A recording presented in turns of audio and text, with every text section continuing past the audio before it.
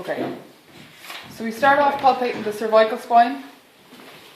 Get your patient in this position, but it's probably better to ask him to tuck his chin in. So just tuck in just a little bit and relax like that. When he does that, the spinous processes are further apart as you palpate them. Start up on the skull, in the center, and make your way down. And the first bony prominence that you feel is C2. C1 doesn't have a spinous process, so you can't feel it. Then you can either turn your thumb on its side and sort of scoop down. Feel the edge, the bottom edge of C2, and hopefully you'll find C3 just below it. C3 can be quite difficult to find. C4, roughly here. If you want to do this kind of scoopy action with your thumbs, it might be a good idea. That's C4. C5, roughly here. And to be honest, I don't feel a lot. I can feel C5 quite well, but C3 and C4 are not so prominent on this patient. C6 with this thumb, and then this should be C7. So I'm just going to make a little mark, assuming that I'm right, if I can. So here, where I think is C7, I'll just go back up and check. Usually C7, if you come from above, C7 runs out and is fairly consistently the top of the shoulder. For most people, it's a very prominent landmark. For this patient, it's not so prominent, but we'll check again. So I'll come back up here. 2 is here, very, very big prominent C2. C3 is in here somewhere, not so prominent. C4. On some people, these feel bifid. Here's C5. C6 is here, yeah, and I think this is C7. To check, I'd put one thumb on 7, one thumb on 6, and ask you, Lynn, can you lift your head? And back down again.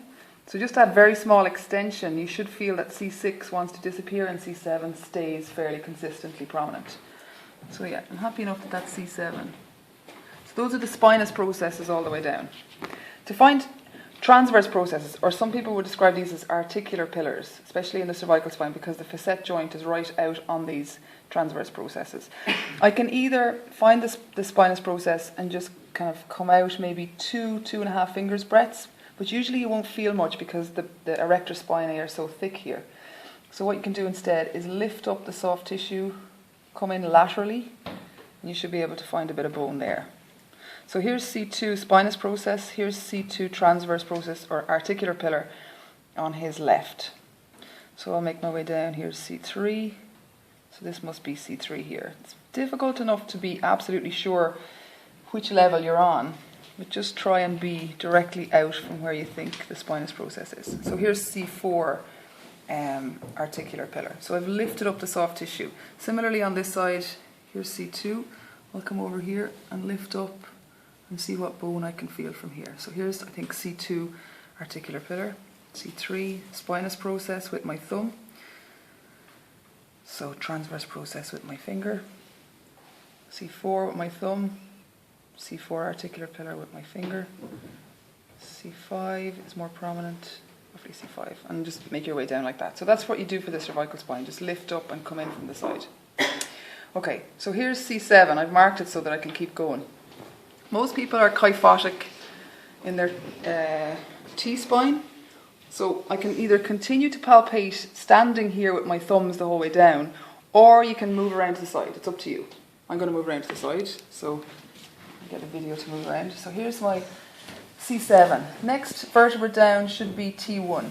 I usually put 2 fingers side by side and scoop it, so you can feel the gap. So here is T1. Put my finger on that, guesstimate down, and I can feel the gap. So here's T1, T2, T3. I can feel the edges of them. Here's T3. I'll start again. 3, 4, 5. 4 is very prominent, 5 not so much, but I'll just scoop my fingers to make sure. So here's 3, 4, 5. I'm just going to mark 5 again so that I don't lose it. I think that's where I have T5. 6 is prominent, 7. 5, 6, 7. Pretty much like that. So here's 5, 6, 7. Spinous processes. Usually very prominent. 6, 7, 8. Pretty easy, I can just put my fingers on them. If you're not sure, if you have a patient who's hard to palpate, put your fingers like this and scoop. So what did I say that was? 8. 8, 9, 10. Just going to mark 10 as well. Sorry, Lynn. Where I have it here. 10, 11, 12. So T12 marks the end of the T-spine. Go T12 there. And I could either keep counting down and get to the bottom of the lumbar spine, or I can find where the top of his iliac crests are.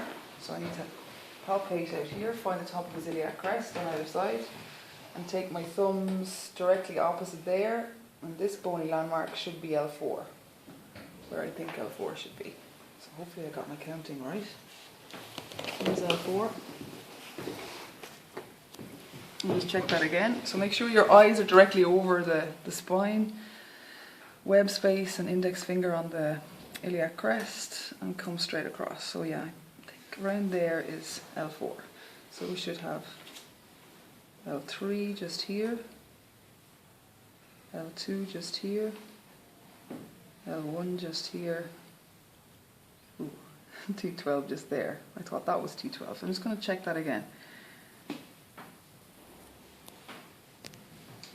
L4, L3, L2, L1, T12. So maybe I just had his skin like that where I marked that moment. So I'm a little bit, perhaps I'm just on the edge of two vertebral levels. So where I thought T12 was and where I think L4 is, there's half an extra vertebra in the middle. That's not going to look very good on the video, but that's the way that we do it. The other way of checking, if I'm happy that this is L4, this should move. So if I get my pisiform into this position and push down, I feel a little bit of movement. The next vertebra down should be L5. Again, that should be mobile. So if I push down, I should feel that it gives a little bit under my hand. And the next one is S1. So when I get to S1, it should feel different, and it does. It feels much, much stiffer because it's not a mobile segment. So I am happy that that's L4. So that's the way we go. Okay, those are the spinous processes tracked the whole way down. If in the exam we ask you for something middle T-spine, you have the option of either starting at L4 and counting up, or starting at C2 and counting down. What we might do is just say, assume this is C7. We'll pick a prominent one and say, assume it's C7 and count down from there, just to save some time. Okay, so let's talk about the transverse processes. You know that the T-spine, the spinous process, is quite long, and midway through it gets very long and it points caudally toward the tail. So the transverse process is usually higher compared to where the spinous process is. So if we ask you to palpate a transverse process, first of all you find spinous, but then you have to calculate where the transverse is relative to the spinous. That makes sense? So say we thought this was T5 here. T5, if we look at the rule of threes, we say that T1, T2 and T3, the spinous process is at the same level as the transverse process. T4, 5 and 6, there's a half level difference. The spinous process is half a level below. So here's T5, this one will be T4. So I'm saying that the transverse process of T5 should be halfway between these. So I'm going to say it's here. About 2.5 fingers out on a male adult like this. So this here would be an area for transverse process at T5 versus spinous process at T5. Is that okay? If I go a bit further down, so this was the middle of the rule of three. So we said 1, 2, 3, they're roughly the same. 4, 5 and 6, they're half a level difference. 7, 8 and 9, there's a full level difference. So the spinous process is one whole level below where its own transverse process is. So if we say this was T5 again, 6, 7, we'll choose T7, and we say that the spinous process of T7 is actually opposite the transverse process of T8, or the transverse process of T7 is opposite the spinous process of T6. Does that make sense? So if this was the spinous process of T7, the transverse process is opposite T6. So we say it's here. So spinous process here, transverse process here of the same vertebra, T7. So 7, 8 and 9. T10 is still one level of a difference, T11 is half a level of difference, and T12 is back to normal, back to the same level. The transverse processes are very difficult to palpate because you have a band of muscle running along the spine, the erector spinae. So a lot of the time you can't really feel the bone, but you should know how far away it is. So we say 2 fingers, maybe 2.5 fingers. So maybe I should have put that X a little bit closer to here. This would be on transverse process. The tip of the transverse process would be out here. If I continue out on the transverse process, I'm going to come to the joint that the rib makes with the vertebra. That's called the costotransverse joint. So what I can do is palpate a rib. Here I have a rib here. Make my way in along the rib. I start to lose it under the soft tissue. But if here was the edge of the transverse process, here is going to be the joint. So the transverse process comes out this far, and then the rib continues along here. So right over here is where this costotransverse joint is. So we say, find the spinous process, calculate where the transverse process is, come out to the tip of the transverse process, and just half a finger out further is going to be where the joint is. And if you continue, you should be on a rib. Okay? So these are the costotransverse joints. And to find the costotransverse joints, you need to know the rule of threes as well. So that's palpation of the spine. Palpation of the T-spine. Palpation of the lumbar spine, again, we do the same test. Assume this is L4, but test it to see if this level moves and L5 should move below it. If you're looking for the transverse processes here, again, kind of 2 fingers, but it's at the same level. So out here, if this is the spinous process of L4, this is the transverse process of L4 on the right, and this is the transverse process of L4 on the left. That's kind of it. I'm going to stop it there for a sec. You ready? Mm-hmm. Okay, so let's talk about palpation of the ribs. First rib is quite a small C shape, somewhere in this area. So it comes off T1 at the back, comes around the front and inserts onto the sternum, very high on the sternum, so it's obscured a lot by the clavicle. So the position that we can palpate it is in this position where the person is supine. You get your thumb just above the clavicle into this groove. We'll do both at the same time. You palpate kind of deep into this fossa. You should be able to palpate first rib on either side. That's probably the best place to palpate it. You can do this prone as well. Supine should be no problem. Just be careful, that can be quite tender in there. So this rib comes around and it's going to insert somewhere on the manubrium up here. So we can see the clavicle coming over, and remember this is the sternoclavicular joint, but the first sternocostal joint is pretty much underneath. Okay, so then we need to try and find the second rib. So get your fingers on the bottom border of the clavicle. You might be able to feel the edge of the first rib there, and you come into a space, until the next bone that you perceive here, this is the second rib.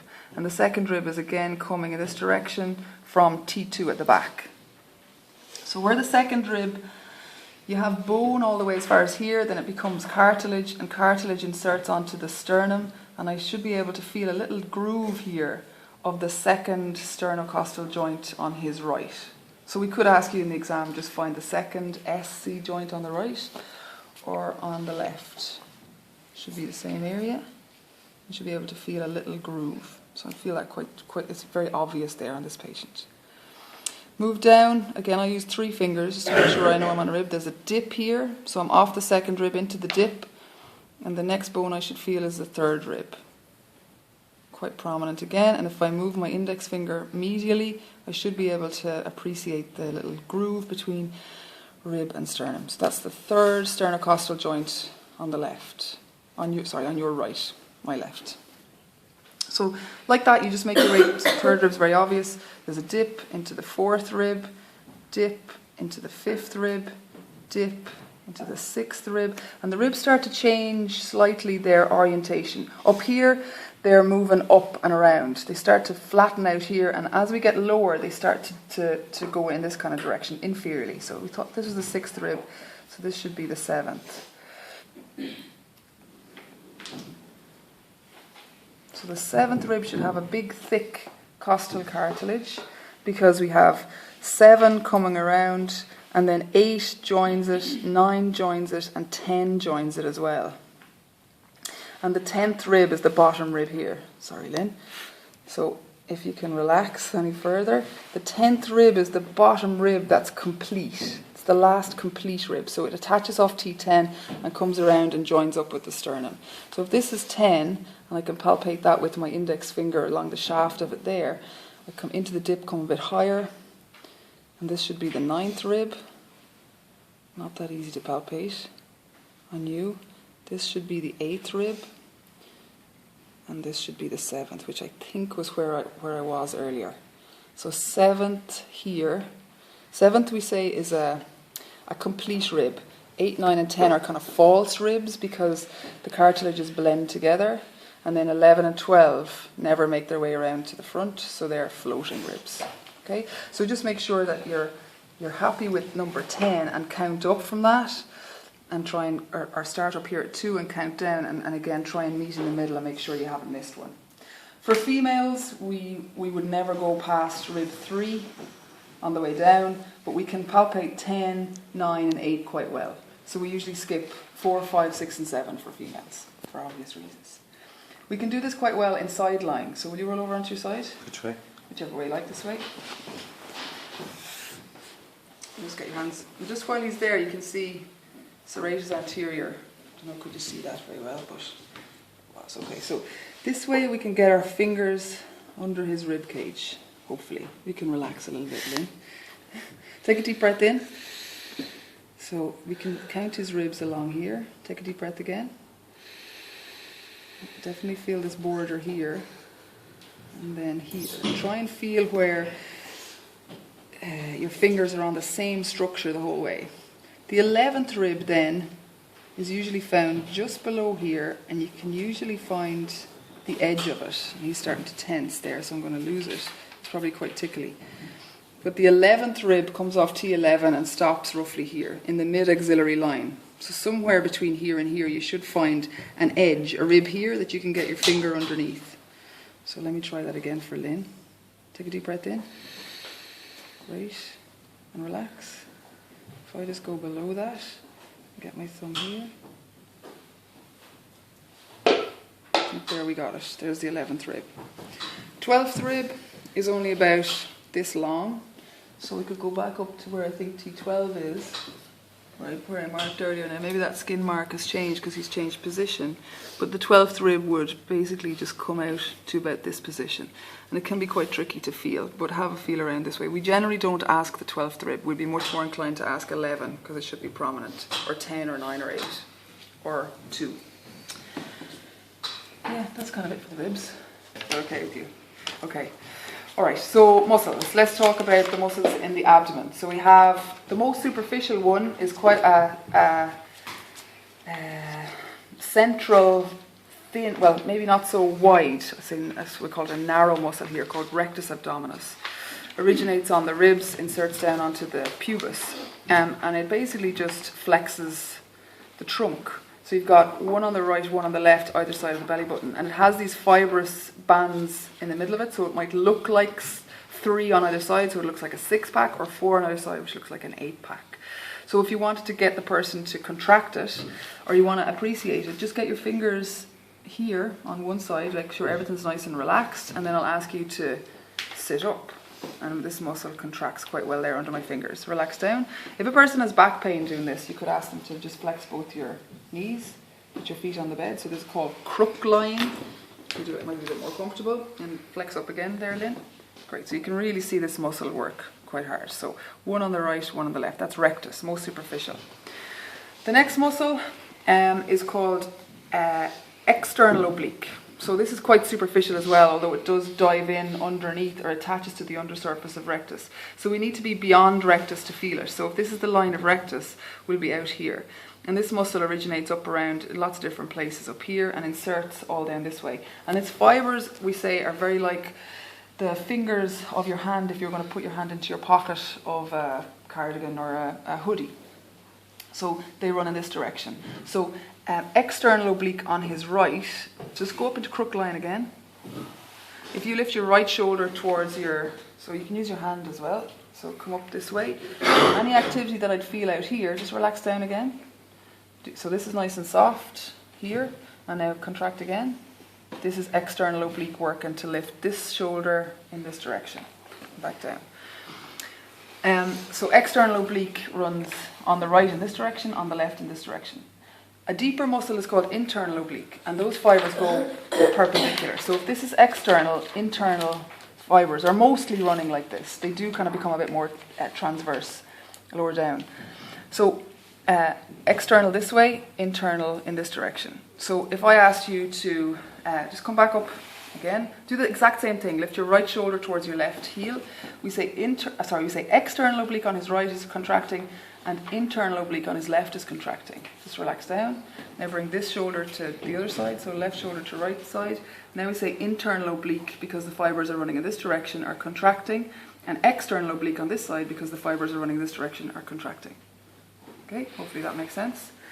And then lastly, the deepest muscle in the abdomen is transversus abdominis, and as the name would tell you, it's the fibers run transversely.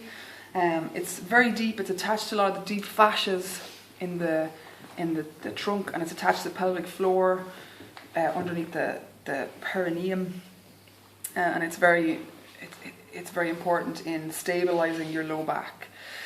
So it's difficult to palpate, but the way that we go about it is we find ASIS and we move medial, maybe slightly higher, just to make sure we're not on psoas.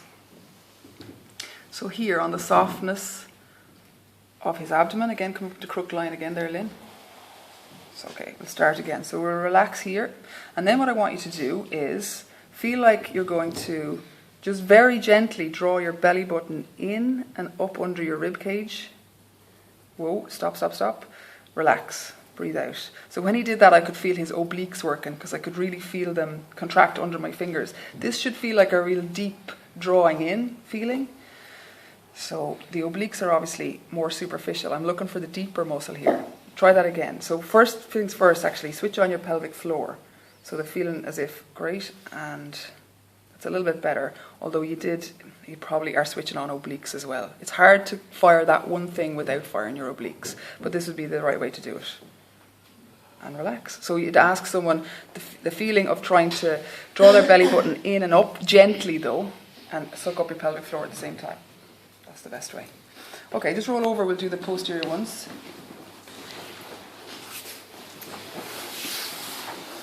We have a muscle called QL, Quadratus Lumborum. It comes off 12th rib. So if this was T12, give or take, and the 12th rib runs out as far as here, QL comes off this structure and runs straight down and attaches onto the back of the ilium. So it's like it's called Quadratus Lumborum because it is like a rectangle. And the one on the right and the one on the left together will extend your spine, but if you just want to contract one of them, you side flex. So you get your fingers into this kind of position, even try and come out a little bit further and find the edge of it, if you like. And then, Lynn, I know this is going to be a bit difficult in this position, but can you side flex towards me? So bring your shoulder this way. Yeah, that would work. The better way might be, just relax down. A better way might be to go on your side, so face me. So we'll figure out, here's T12, so the muscle is here, but I want to try and find the edge of it. And in this position, I can prevent you, so can you kind of side flex up towards me? Yeah, and here we find the edge of QL, and relax down. Okay? That muscle can get quite tight in anyone who plays a one-sided sport, like hockey or golf. Okay, that's that. Just roll back over onto your back. No, sorry, onto your belly. Excuse me. Next muscle is a group of muscles. We haven't really gone into the individual names of them, but they're called erector spinae, but there are different layers of them, and they're called slightly different names. So there's the lumborum part, there's the thoracis part, and there's the cervicus part. And there's part of it's called longissimus, part of it's called iliocostalis, but together they're all called erector spinae. And they're kind of narrow enough underneath QL in the lumbar spine. They do spread across onto the ribs in the T-spine, and they get kind of narrow again coming up along the cervical spine. But they run right beside the spine the whole way up, and they obscure our ability to palpate those transverse processes and those costotransverse joints. So Lynn, can you just extend your back? So come up into extension, and whatever you see this bit here, that's partly erector spinae, and all up here, erector spinae as well, and all the way up into his neck. If he was extending his neck, erector spinae too. So the whole thing is erector spinae. It's quite an easy muscle to palpate, and it's very, very prominent. QL lies on top of erector spinae, but QL will be a little bit more lateral, and that's why we always go for the edge of QL, because we can appreciate that a little bit more. Just relax down. QL as well can mimic a lot of kidney problems in the lumbar spine. And then the last muscle is multifidus, which is a very deep segmental muscle. Again, it's involved a lot with stabilization of each particular vertebral level. It's tricky enough to palpate, but I'll show you how we try. We find spinous processes. So again, I'll actually use 6 fingers, like I'm playing the piano, and try and find the spinous processes. And then I'll come into the dips. So I want to be in the gullies or in the dips between the spinous processes. And then what I'm going to say to the patient, or your anatomy partner, is to extend but don't actually move. So it's the initiation of extension. So Lynn, if you can, yeah, great, and relax down. So stop, relax everything. You can see his erector spinae here. I don't want those to switch on. I want this to be the deeper muscle that initiates the movement. So contract and relax. So as if he's going, he's not actually moving very much, but he is still switching on his erector spinae. But I can feel a little bit of activity under my fingers, and that's multifidus. So if you want to ask multifidus to contract, the person doesn't really have to move. You just have to almost move, initiate the movement. Then we have some muscles in the neck. Lynn, just roll over at the front of the neck. Roll over onto your back, please. You can do this in sitting or in lying, depending on what's comfortable. First muscle is sternocleidomastoid. Comes off an area here, partly clavicle, partly the sternum, and it runs up diagonally across the neck onto the mastoid process of the temporal bone. Okay? So what it does is, just let me do it first, it flexes, it side flexes to the same side, but it rotates away. Okay, so Lynn, can you do that? Just lift your head a little bit. Now side flex this way and turn your head that way. So you can see SCM working really hard up along here. This is SCM. Very easy muscle to pick up. You don't really have to resist it. If he's lying, gravity's resisting him, so it's working quite hard. That's that. The next muscles that we covered are the scalenes. So we have anterior, middle and posterior scalene. And they originate on the cervical spine. Transverse processes in here. We want to be, when we're looking for them, we want to be behind SCM. So it might be a good idea to just make sure you're happy with where SCM is. So just lift up. Yeah, so here's the border of SCM. So these are most likely part of the scalenes. Relax down. Take out here. So I want to come back. So the anterior scalene inserts onto the first rib, and the middle one as well, and the posterior onto the second rib, I think. Between the three of them, they insert either onto the first or the second. And they all side flex to the same side and rotate to the same side. Okay, so I want to be just behind SCM, get my fingers roughly here. We don't differentiate between anterior, middle and posterior. We just kind of say, we just call them the scalenes as a group. But I'd ask you to side flex towards me, and I'll give you a bit of resistance. So any activity I feel there must be scalenes, and rotate as well. So turn your head towards Gary. Yeah, I feel a little bit more activity there. They'll also work a bit with flexion. I think that's it. So muscles. Sensory information, afferent information up through the dorsal nerve root into a specific area. So the biceps is C5, C6. We'll say C5 for now.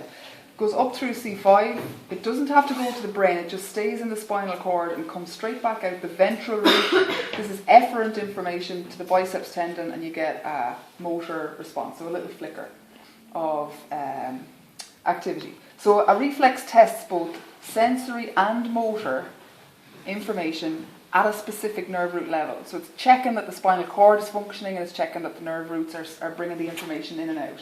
Okay, so this is the way that we test the biceps one, which is C5, 6. We'll say it's C5 for now. So you want to have the person completely relaxed. Their shoulder girdle is all relaxed. They're not hanging onto their shoulder like that.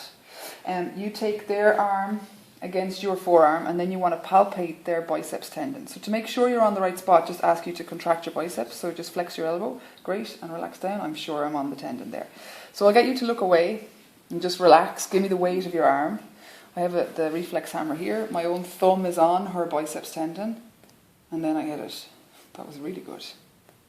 So when you're using the reflex hammer, try not to have a big stroke like this. It's more this kind of position. Yeah. So there we get our biceps. And I should compare to the other side. Show us this one. Just undress your biceps tendon for a minute. And you may need to just change your hand positioning. So if you're very right-handed or very left-handed, so again, relaxed everything here, relaxed everything here. I'm sure I'm on your biceps tendon. Exactly the same. So you don't have to hit it very hard. Now she's got very, very nice, easy reflexes. Yes. The next one is called brachioradialis. So remember brachioradialis, it's a muscle that originates here, runs down along the radius. It doesn't really get into the wrist very much. It's an elbow flexor in the forearm. So this, again, we'll test around C5, 6, but it's mostly, we'll say for now it's mostly C6. So I want to try and feel the tendon of brachioradialis. So roughly this area of someone's forearm. And you don't really need your thumb on it this time. You just tap the tendon and you get a tiny flicker of elbow flexion.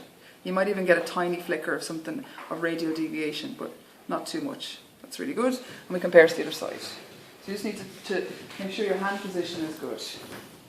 So palpate first with your thumb. I've got the whole weight of her arm and she's not looking. So we say that reflexes are no-brainers. That was easy. They're no-brainers. If she looks at this and she's expecting a response, her own brain can maybe override the circuit. So we ask women to just close their eyes or look away or just try and completely relax and not think about it. So that's C6, C5, 6. And then the last one will be triceps, which is C7 or C6, 7. Different books will give you different levels. So again, you want to make sure the person's shoulder girdle is relaxed. Triceps is a very easy tendon to palpate. It's a very big one. So again, you get the reflex hammer. You don't need to hit your own thumb this time. Look at that, that's brilliant. So you get a big flicker of elbow extension. And we compare to the other side. So what I can say, because if she has equal and reactive reflexes, I can say with confidence that her C7 nerve root and the spinal cord at C7 are healthy. Okay, so reflexes give you information about a specific window here. So these are the lower limb reflexes. There's really only two. This one is the patellar tendon. So you know your patellar tendon coming out of the apex of your patella onto tibial tuberosity. And we tap this and it brings sensory information back up to L4.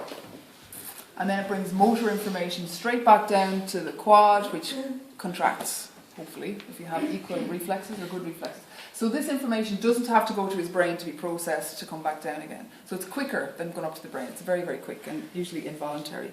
I'm just going to have to move over here because I'm very right-handed. So we'll test right versus left. So there we go.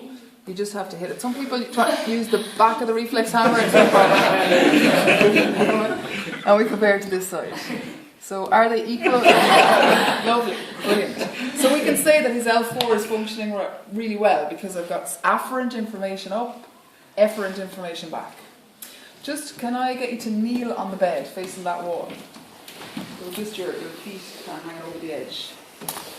Great. This next one is the Achilles tendon. So get up. You can just relax and kneel up tall. So obviously Achilles tendon is very easy to palpate as well. And this gives us information about S2, which is quite low on the spine.